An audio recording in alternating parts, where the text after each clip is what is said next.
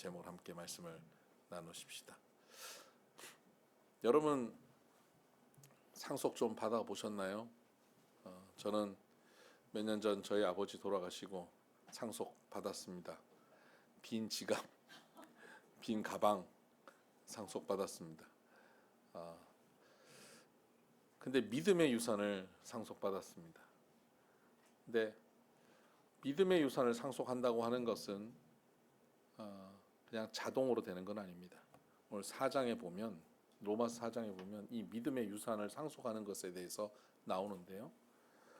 부모는 자녀에게 믿음을 상속하기를 원합니다.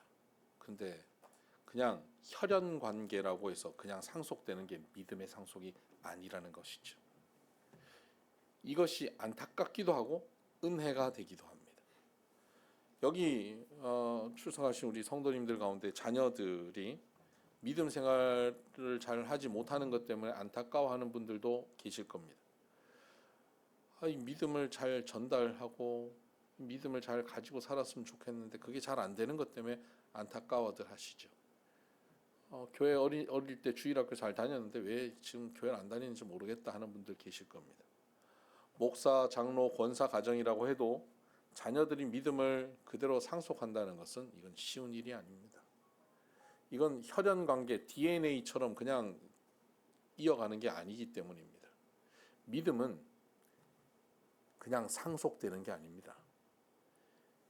그냥 상속한다고 상속되는 게 아닙니다. 어릴 때 주일학교는 보낼 수 있지만 믿음을 자녀에게 그대로 연결시켜 줄 수는 없습니다.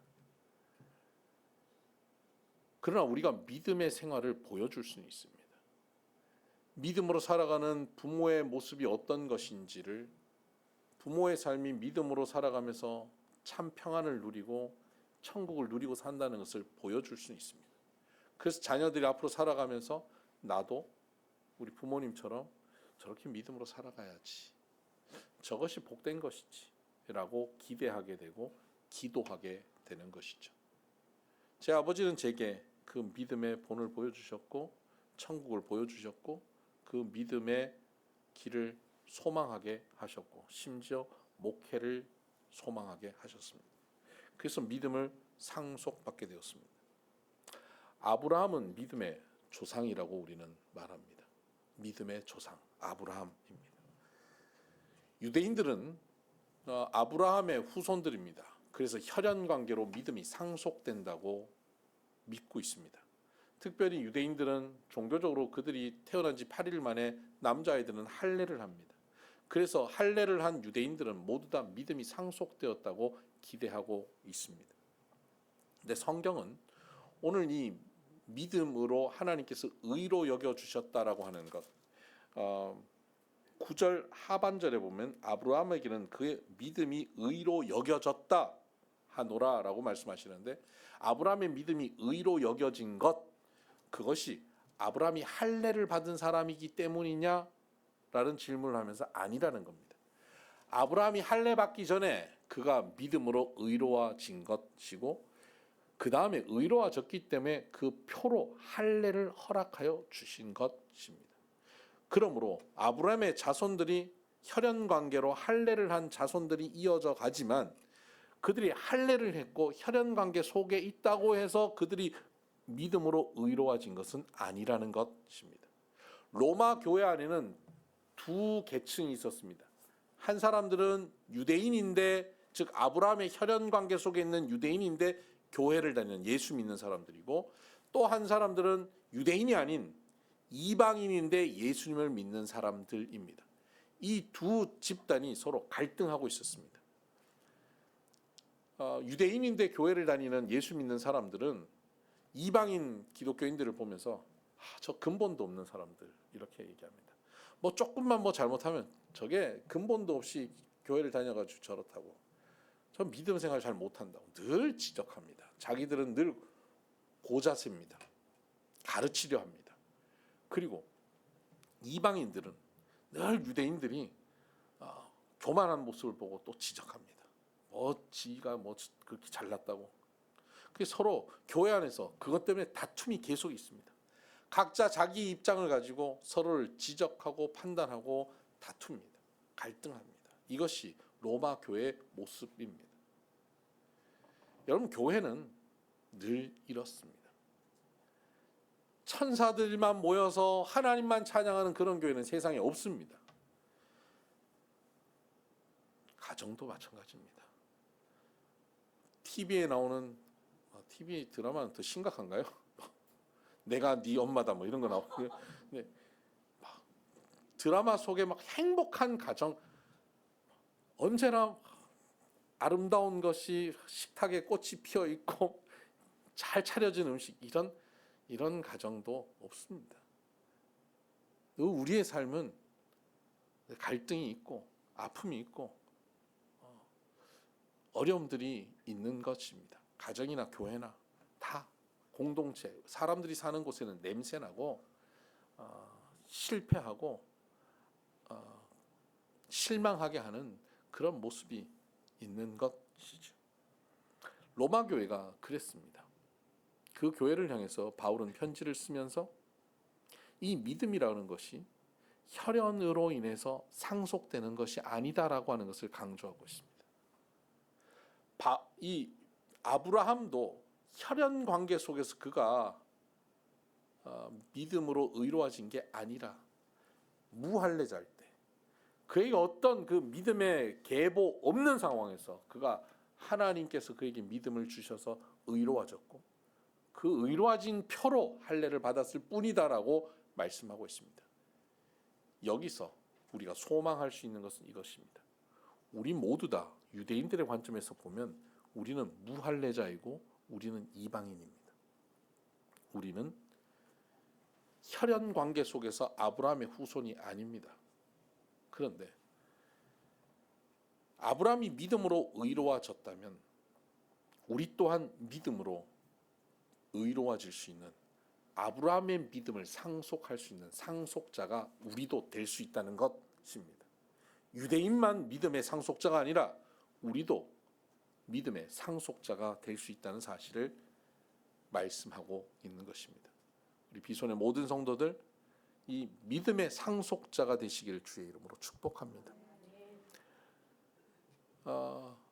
연초가 되면 여러분들은 올해 어떤 결단을 하고 시작하셨는지 모르겠습니다. 어떤 분들은 올해는 성경 읽기 1독을 꼭 해야겠다. 올해는 아침 묵상 또 하이 말씀 매일 빠지지 않고 들어가야지. 올해는 살을 좀 빼야지. 목사님이나 빼세요. 이런 눈으로 보지 마세요. 올해는 운동을 열심히 해야지. 이런 결심들을 하셨을 것입니다. 그런데 우리 각자가 그런 결심을 하고 연초를 시작하면 그것을 이끌어줄 모델 같은 사람을 찾게 마련입니다. 요즘은 유튜브로 주로 찾죠. 유튜브로 누가 뭐 건강을 위해서 뭘 먹었나, 살을 빼기 위해서 뭘 먹었나, 운동을 어떻게 하나 찾습니다. 성경 통독은 어떻게 하나. 근데 여러분, 성경 통독을 1년에 한 차례 딱 하려고 하는데 유튜브를 딱 찾았더니 나는 일주일에 한 번씩 성경을 읽습니다. 이런 사람이 나오면 여러분, 그걸 보면서 어떤 생각이 듭니까? 대단하다라는 생각이 들면서 나는 못한다 이런 생각 들지 않습니까? 살 빼려고 또 버는데 30kg를 감량했습니다. 그런데 나는 1년 내내 풀만 먹었습니다. 대단하네요. 나는 점심만 먹고 1년 내내 버텼습니다. 대단한데 나는 못합니다. 이렇게 되지 않겠어요? 그러니까 너무 나하고 차원이 다른 어떤 모델이 있으면 그 사람 나의 모델이 되지 않습니다. 그냥 너 잘났습니다 이렇게 되죠. 신앙의 모델도 마찬가지입니다. 우리가 믿음을 상속받아야 되고 아브라함처럼 우리도 그 믿음의 길을 가야 되는데, 아브라함이든 다윗이든 믿음의 조상들, 우리 믿음의 선진들, 베드로 이런 사람들이 나와 차원이 다른 어마어마한 신앙의 소유자라면 우리는 아예 출발 자체를 못합니다. 그런데 그들이 우리랑 별 차이 없는 수준이라면 해볼만 하지요. 저는 우리 최민호 집사님이 슬로우 조깅을 코칭할 때 은혜를 받습니다. 어떤 면에서 은혜를 받냐면, 보통 우리가 운동 한번 하면 이렇게 가르치잖아요. 이렇게 하면 이렇게 하는 거예요. 이렇게 딱 자세 딱 잡고 난 다음 그럼 우리는 어떤 마음이 듭니까? 내가 그럼 내일부터 이거 30분 해야지. 이런 마음 들잖아요. 그럼 30분 내일은 할 수 있는데 모레는 못 한다는 거죠. 그러니까 최민호 집사님이 그런 얘기 하더라고요. 코칭할 때 1분만 하세요. 1분만. 그 운동 절대 안 할 것 같이 생긴 우리 홍수빈 집사님도 1분 하는 거예요. 자기 운동했대. 1분 했대. 뿌듯해 하는 거예요. 1분 했대. 1분 누구나 합니다. 누구나 합니다. 1분 열심히 하면 그 다음에 나 좀 되니까 나 5분 해야지. 절대 그러지 말라 그러더라고요. 자신이 생기면 2분 하세요. 1분에서 2분을 할 수 있잖아요. 그걸 들어보면 나도 운동해 볼 수 있겠구나 하는 마음이 생겨요. 그런데 내일부터 10km 뛰세요. 일주일에 20km 뛰세요. 이러면 못하는 겁니다. 신앙의 여정도 그렇습니다. 성경에 나와 있는 인물들이 소위 요즘 신급, 잘하면 신급 능력을 갖고 있다 그러잖아요. 그 수준의 능력의 신앙의 사람들이라면 우리는 못 따라갑니다. 그런데 믿음의 조상이라고 등장하는 아브라함이 절대 그런 존재가 아니라는 겁니다. 딱 우리 수준이고 심지어 우리보다 더 못난 인간이었다는 것, 여기에 소망이 있습니다. 저런 사람도 믿음의 조상이 됐고 믿음 안에서 하나님의 복을 누리는 사람이고 복의 통로가 된다면 내가 못 될 이유가 있나? 라는 생각을 할 수 있게 되는 것이죠. 그러면 오늘 우리가 집중해야 될 것은 아브라함이 얼마나 못났는가 하는 것입니다. 아브라함이 얼마나 초라한 존재인가를 봐야 하는 겁니다. 성경에 우리가 집중해서 성경 인물을 볼 때 항상 우리가 초점을 맞춰야 되는 것은 이 사람이 얼마나 위대한가가 아니라 이 사람이 얼마나 초라한가를 봐야 되고 그 초라한 그를 하나님께서 얼마나 위대하게 만들어 가시는가를 바라봐야 하는 것입니다. 아브라함은 75세에 하나님께서 그에게 말씀하셨습니다. 본토 친척 아비 집을 떠나 내가 내게 지시할 땅으로 가라. 내가 너를 복으로 삼겠다라는 겁니다. 많은 민족의 조상이 되게 하겠다. 그는 은혜를 받았습니다. 그 은혜를 받아서 그 자리에서 일어나 떠납니다. 약속의 땅으로 가는 것이죠. 여러분 이거 대단해 보이죠? 그런데 이거 우리 다 한 번씩 다 하는 겁니다. 신앙생활 하다 보면 우리 다 한 번씩 경험하는 바입니다. 어떤 분은 병에서 고침을 받다가 어떤 분은 사업에서 하나님 특별한 도우심을 받았다가 기도의 응답을 받았다가 하나님이 함께 하신 것을 경험하기도 하고 어떤 분은 예배 시간에 말씀을 듣는 중에 큰 감동을 받기도 하고 수련회에 참석해서 큰 은혜를 체험하기도 합니다. 신앙생활 하다 보면 누구나 다 한 번씩 경험해보는 그런 감격이고 은혜입니다. 청소년들도요. 청소년 수련회 1년에 2차례씩 한 번씩 은혜를 받아요. 갑니다. 동계 수련, 하계 수련 은혜를 받는데 그 은혜를 받고 그 다음에 청소년들이 은혜 받고 그 다음에 어떻게 하는지 아세요? 내가 이번 학기는 열심히 공부해야지. 그리고 필통 사고 연필 깎고 그리고 학교 가면 일주일이면 끝. 그 은혜 다 까먹습니다. 그리고 그 은혜가 바닥치는 건 언제냐면 중간고사 치면 딱 바닥치고 완전 원점으로 돌아갔고 교회 다니는지 안 다니는지 모를 그런 모습으로 딱 돌아갑니다. 우리가 그렇습니다. 우리가 은혜 받고 이제는 난 이렇게 살아야지 저렇게 살아야지 결단합니다. 나 정말 난 술도 끊고 담배도 끊고 나 교회 봉사하고 나는 모든 사람들 다 용서하고 할렐루야. 근데 그렇게 결단하고 가지면 쉽지 않습니다. 아브라함이 지금 그렇게 결단하고 약속의 땅에 갔거든요. 다 끌고 갑니다. 조카 롯 따라와. 너 내가 책임져 줄게. 가면 복 받을 거야. 야 말씀 따라가면 하나님께서 다 잘되게 하실 거야. 따라와. 다 잘 될 거야. 아멘. 그러고 온 식구들이 막 따라갑니다. 갔더니 그곳에 기근만이 있습니다. 먹을 게 없어요. 복은 커녕 저주 같은 삶이 그들에게 주어진 겁니다. 그때 현타가 옵니다. 이게 뭐지? 믿음으로 말씀 가지고 가면 다 잘 될 줄 알았더니 왜 이런 일이 벌어지지? 내가 잘못 들었나? 착각인가? 믿음이 아니라 나 스스로 체면을 건 건가? 하나님 안 계신 건가? 그렇게 하던 중에 사람들이 먹고 살기 위해서 애굽으로 간대요. 그래서 세상의 방법에 동참합니다. 은혜 받았다가 늦게 세상의 방법에 동참해서 애굽에 같이 쫄래쫄래 따라갑니다.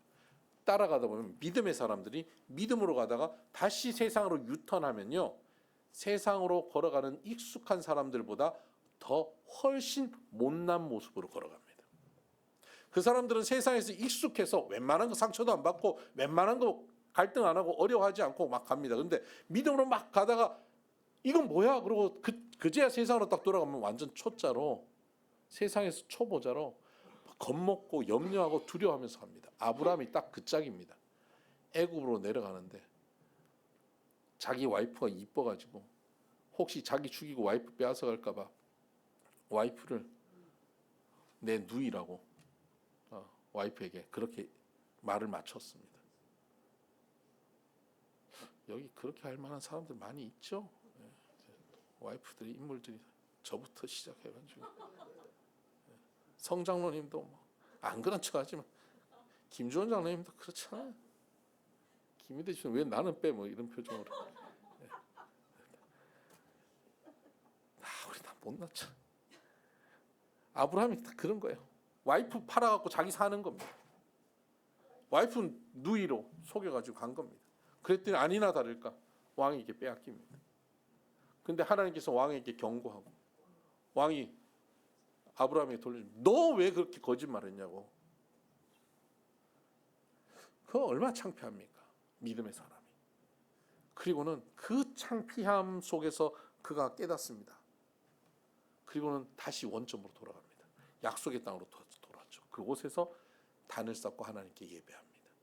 아브라함은 그 과정을 통해서 정말 치사하고 졸렬하고 이기적인 자기의 본 모습을 보았고, 그런 그를 하나님께서는 정죄하지 않으시고 오히려 재산을 더 많게 해서 원점으로 돌려보내시면서 다시 시작해봐라 라고 격려하시는 것을 경험합니다.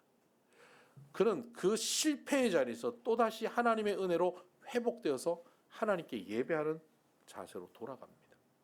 근데 문제는 믿음으로 그를 바라보며 따라왔던 조카 롯이 큰 실망을 했다는 겁니다.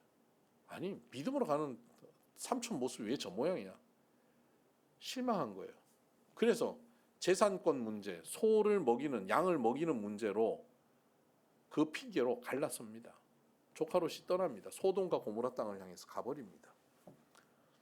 하나님께서 나이든 아브라함에게 많은 민족의 조상이 되겠다고 약속했는데 아들이 없는 아브라함은 현실적으로 조카 롯을 통해서 이 혈연 관계가 이어가고 상속할 것이라고 기대했는데 조카가 없어진 겁니다.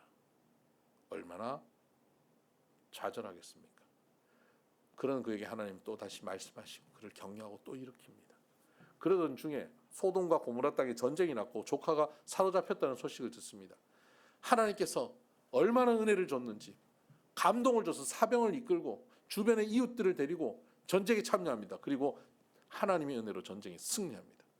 승리합니다. 완전히 승리합니다. 여러분, 승리하면요 전리품 다 가져오는 엄청난 부자가 되는 거예요. 그런데 그가 소돔과 고모라 왕들에게 너희 전리품 너희가 가져가라. 내가 너희가 나를 부자가 되게 했다는 소리를 듣지 않겠다. 하나님이 나를 부자로 만들었다는 소리를 들을 거다. 멋있죠? 딱 그렇게 행동합니다. 그러면서 아브라함의 기대는 뭐였겠습니까? 포로에서 돌아온 롯이 와, 우리 삼촌 멋있다. 저게 믿음의 모습이지. 그리고 삼촌한테 그동안 제가 잘못했습니다. 삼촌, 저를 거두어 주십시오. 그리고 돌아와서 이 믿음의 대를 이렇게 이어가기를 원하지 않았겠습니까? 근데 조카 롯이 안 옵니다. 뭐 민망해서 안 왔는지 그 실망이 커서 안 왔는지 안 옵니다. 그렇게 그 기대가 무너지고 다시 돌아온 아브라함이 또다시 현타가 온 겁니다. 부자가 되면 뭐해? 하나님이 약속하신 거 많은 민족의 조상이 된다? 에이, 말도 안 돼. 아들도 없고 조카도 없는데 누가 상속자가 되겠냐? 하나님이 내가 너의 큰 상급이 될 것이다 라고 하니까, 하나님 상급이면 뭐 합니까? 상속할 자도 없는데 그냥 우리 집에서 주워다 키운 저 엘리에셀 노예 저 종이나 상속자가 될 겁니다. 그랬더니 하나님이 아니다. 네 몸에서 날 자가 너의 상속자가 될 것이다. 약속을 합니다. 그걸 어떻게 믿어요? 계약서를 쓰자. 계약서를 작성하기로 합니다. 언제 어디서 우리 계약서 쓰자. 당시에 계약서는 어떻게 쓰냐면요, 짐승을 쪼갭니다. 절반으로. 양을, 염소를, 소를 절반으로 딱 쪼갭니다. 쪼개면 이쪽 저쪽에 절반 놔두면 여기 피가 쫙 흐르겠죠. 피가 흐르는 사이를 계약자와 피계약자가 함께 걸어갑니다. 걸어가면서 이 계약이 깨어지면 그 원인을 제공한 자가 이 짐승처럼 쪼개질 것이야 라고 하는 겁니다. 이게 피의 계약입니다. 아브라함이 그 짐승을 다 쪼개고 하나님이 오시기를 기다리고 있는데 아브라함이 순간 잠이 들었습니다. 그 사이에 여호와의 불이 그 짐승들 사이를 확 지나가서 태웁니다. 그때 아브라함이 깹니다. 하나님께서 홀로 계약을 하신 겁니다. 이 약속, 이 복은 너의 어떠함과 상관없이 내가 계약을 체결하고 내가 완성한다. 이것을 위배하면 어떻게 될까요? 이걸 깨트리면 어떻게 됩니까? 쪼개지는데 지나간 자만 쪼개지는 겁니다.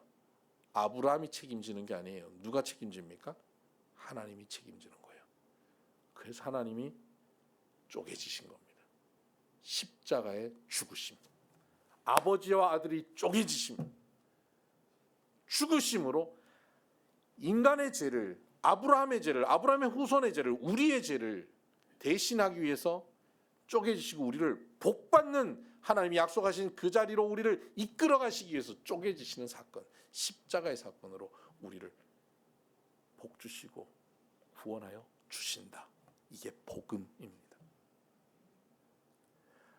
그 유치하고 이기적이고 툭하면 넘어지고 툭하면 실망하고 상처받는 아브라함을 하나님께서 이렇게 격려하고 말씀하시고 내가 책임져 줄게, 그리고 이끌어 가십니다. 그런 아브라함이 또다시 용기를 냅니다. 내 몸에서 날짜. 그때 아내 사라가 여보, 그 약속이 성취되려면 나는 너무 늙었어. 저 젊은 내 여종 하가를 통해서 아들을 낳는 게 어때? 아브라함이 그러지 마시지 그러지 마시지 하다가 그럴까 이렇게 된 거예요. 그 계속 말아야 되는데, 그러니까 하나님의 약속을 인간적인 방법을 통해서 이뤄버린 겁니다. 하가를 통해서 이스마엘을 낳아버린 거예요. 그것이 그 가정의 화근이 되었고 그 후손들의 화근이 되어 오늘까지 고통을 당하고 있지 않습니까? 하나님의 약속, 하나님이 성취하실 것을 기다리고 기다려야 되는데 성급하고 조급하게 그것을 앞서다가 일을 망치는 모습을 보였습니다. 그때부터 이스마엘이 태어나 자라는데 나중에 이삭이 태어나 자랄 때까지 13년 동안 그 집에서 함께 자랍니다. 그 13년의 세월이 이 정부인 사라와 첩 하갈 사이에서, 그리고 이쁘게 자라는 그 이스마엘을 껴안아 보고 싶은데 와이프 눈치 보여서, 사라 눈치 보여서 껴안아 주지도 못하고 앞에서 웃다가도 저 와이프 보이면 인상 팍 쓰고 돌아서고 와야 되는 그 아브라함의 모습, 사라와 하갈 사이에서 그 갈등하고 눈치 보는 그 과정, 이게 13년이나 걸립니다. 여러분 그렇게 살 수 있겠어요? 그 눈치를 보면서요 아브라함이 성장합니다. 그때는 하나님의 특별한 말씀도 없습니다. 하나님 특별한 은혜도 없이 눈치 보면서 그 집안에서 와이프와 첩 눈치 보고 자식 눈치 보고, 눈치 보다 보면 그 눈치 보는 게 버릇돼 갖고 또 누구 눈치까지 보겠어요? 종들 눈치도 보고. 그렇게 되니까 큰 자인데 작은 자의 눈치를 보면서 큰 자가 작은 자를 섬길 수 있는 능력이 생기기 시작하는 겁니다. 이게 믿음입니다. 이게 믿음의 성숙입니다. 하나님은 그 아브라함을 그 성숙한 자리로 이끌어가고 계셨습니다. 아브라함이 잘못된 일을 만들어 버렸지만 그 잘못된 일들 가운데도 합력하셔서 선을 이루시는 하나님의 역사가 아브라함의 삶 가운데 이루어져가고 있다는 겁니다. 우리도 때로 일을 망치죠. 조급해서 성급해서 일을 망치는데 망쳤다고 끝나지 않습니다. 그 망친 그것을 하나님께서 가장 베스트로 이끌어 가십니다. 물론 우리가 일을 망쳐서 시간이 조금 오래 걸리고 좀 더 피곤한 일은 벌어지지만 그러나 하나님께서 베스트로 인도하시는 것은 변함이 없습니다. 그렇게 아브라함을 이끌어 가셨습니다. 그리고는 100세의 아들 이삭을 낳았습니다. 그리고 아브라함의 신앙은 무르익습니다. 그러던 어느 날 하나님께서 말도 안 되는 말씀을 하십니다. 네 사랑하는 아들 이삭을 모리아산에서 번제로 바쳐라. 아브라함이요, 예전 같았으면 그렇게 못했을 겁니다. 그 말씀이 떨어지자 그 다음날 아침 일찍 일어나 아들 이삭을 데리고 모리아산으로 갑니다. 성경학자들은 이 이삭의 나이가 대략 20세에서 40세 사이로 추정합니다. 그 장성한 아들이 아브라함과 함께 모리아산으로 갑니다. 그리고 제단 위에 이삭이 누워 있습니다. 아브라함은 돌칼을 들고 아들을 내려칩니다. 주저함 없이 내려칩니다. 하나님께서 말립니다. 아브라함아, 아브라함아, 2번 부릅니다. 급하게 불렀다는 뜻입니다. 아브라함아, 아브라함아. 하나님이 급해지셨습니다. 우리가 순종하면요, 하나님이 급해지십니다. 우리가 급하면 하나님은 시간이 많아지십니다. 좀 천천히 가자 그럽니다. 우리가 순종하면 하나님이 급하게 역사하십니다. 그리고는 부르십니다. 이제야 네가 나를 경외하는 줄 아노라라고 말씀하십니다. 아브라함은 지금 하나님을 온전히 신뢰합니다. 진짜 아들을 그냥 죽여서 없애겠다는 마음만 있었겠습니까? 주신 이도 하나님이시고 치하신 이도 하나님이시고 죽어도 살리는 분이 하나님이시다는 걸 믿었던 것입니다. 그래서 로마서 4장 18절에 보면 17절을 보면 기록된 바 내가 너를 많은 민족의 조상으로 세웠다 하신가 같으니 그가 믿은 바 하나님은 죽은 자를 살리시며 없는 것을 있는 것으로 부르시는 이시니라. 아브라함이 바랄 수 없는 중에 바라고 믿었으니 이는 내 후손이 이 같으리라 하신 말씀대로 많은 민족의 조상이 되게 하려 하심이라. 죽은 자를 살리시고 없는 중에 있는 것처럼 불러내시는 하나님을 온전히 믿었던 아브라함입니다. 그 믿음이 원래 아브라함의 것입니까? 아니요, 전혀 아닙니다. 조금만 힘들면 도망치고 조금만 어려우면 실망하고 좌절하고 하나님 계세요 안 계세요? 내 기도를 들으시는 거예요 안 들으시는 거예요? 이 말이 되는 거예요. 그리고 시험 들어 넘어지는 그런 아브라함이에요. 그런 아브라함이 하나님의 은혜로 변화되고 성숙해서 이제는 죽어도 살겠고 없는 중에 있는 것처럼 불러내시는 여호와 하나님을 온전히 믿는 그 믿음을 소유한 자가 됩니다. 이 믿음은 아브라함 속에 있었던 것 아니고 아브라함이 돌을 닦아서 만든 것도 아닙니다. 하나님께서 그 치사고 졸렬하고 이기적인 아브라함을 포기하지 않고 끌고 가서 이렇게 만들어내신 겁니다. 하나님의 작품입니다. 우리는 아브라함의 믿음의 후손들입니다. 아브라함의 믿음을 상속할 자들입니다. 24절을 보니까 23절 보십시다.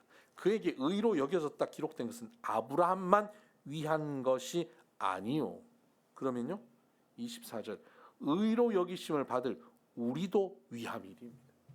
의로 여기심을 받을 우리를 위함, 우리도 그렇게 아브라함처럼 의로 여겨질 것이라 하는 겁니다. 이것이 은혜입니다. 저는 저를 보면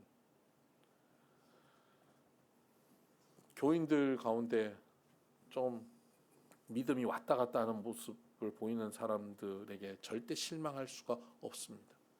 저 자신을 보면 그렇습니다. 교인들이 말씀으로 이렇게 가다가 상처받고 넘어지고 하는데 저는 그 모습에 실망하지 않습니다. 왜? 저도 바꾸시고 저를 변화시켜서 목사가 되게 하시고 설교자가 되게 하신 하나님이 여러분은 안 붙잡으시겠느냐 하는 확신이 있기 때문입니다. 저도 변화시키셨는데 여러분도 변화시키실 것입니다. 그런데 제가 이렇게 얘기하는 건 괜찮은데 제가 얘기하는데 굉장히 동의하면서 고개를 끄덕이니까 제가 기분 나쁜 건 어쩔 수 없습니다. 하나님께서는 저와 여러분이 다 치사하잖아요. 졸렬하죠. 되게 이기적이죠. 믿음으로 갑니다. 그래 놓고는 조금만 시험 들면 상처받고 에이 나 안 믿어. 나 교회 안 가. 이게 우리잖아요. 저도 목회할 때 교회 가기 싫었던 적 있었습니다. 저도요. 토요일인데 다음날 주일날 교회 가기가 싫어가지고 너무 짜증나요. 막 교회는 비선교회 목회할 때 아니고 미국에서 목회할 때인데 막 짜증나요. 교회 너무너무 가기 싫어요. 그럴 때 하나님께서 저를 붙잡아 주셨어요. 그리고는 그 주일에 더 큰 은혜를 주시고 변화시켜 주셨어요. 제 믿음은 제가 돛 닦아서 만든 게 아닙니다. 제가 열심히 성경 읽고 열심히 기도해서 만든 것 아닙니다. 하나님이 은혜로 이끌어 주셨습니다. 내가 실수하고 일을 망치고 믿음과 정반대된 행동을 하는 나를 하나님께서 그렇게 이끌어 주셨다고요. 누구처럼? 아브라함처럼요. 그래서 아브라함은 저의 믿음의 조상이 되고 저는 믿음을 상속한 자가 되는 것입니다. 여러분은 어떻습니까? 여러분 저나 아브라함과 달리 여러분은 탁월하시죠? 여러분 믿음을 한번 결단하면 그것으로 쭉 가시죠? 성경도 열심히 읽고 기도 열심히 하고 서로에게 상처도 주지 않고 실망도 하지 않고 흔들림 없는 믿음으로 가지 않습니까?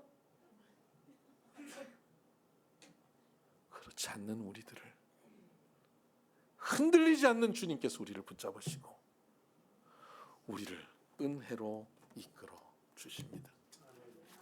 이것이 은혜입니다. 이것이 저의 고백입니다. 내가 누려왔던 모든 것들이, 내가 지나왔던 모든 시간이, 내가 걸어왔던 모든 순간이 당연한 것 아니라 은혜였어. 아침에 해가 뜨고 저녁에 노을, 봄에 꽃향기와 가을의 열매, 변하는 계절의 모든 순간이 당연한 것 아니오.